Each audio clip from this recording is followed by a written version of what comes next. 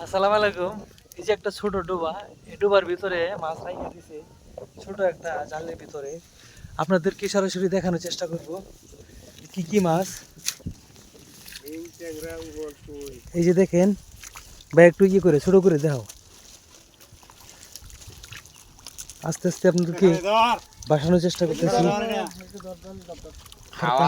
হাওয়াটা ময়লা বেশি, আর একটু এইদিকে।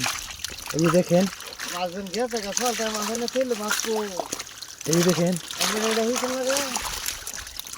এই যে দেখেন সরাসরি পানি ছাড়তেছে না খাওয়ার ভিতর থেকে। একটু ধরো, একটু ধরো। এই দেখেন কই মাছ, টাকি মাছ, চিকড়া মাছ, সরিষা আছে, দেশি পুঁটি, দেশি শিং মাছ। যারা যারা যারা যারা দেখতেছেন তাদেরকে যতটুকু হয়েছে দেখেন পুরাপুরি হ্যাঁ এখন দেখা যাচ্ছে। ধন্যবাদ সকলকে মাছ দেখার জন্য, অসংখ্য ধন্যবাদ। আল্লাহ হাফেজ।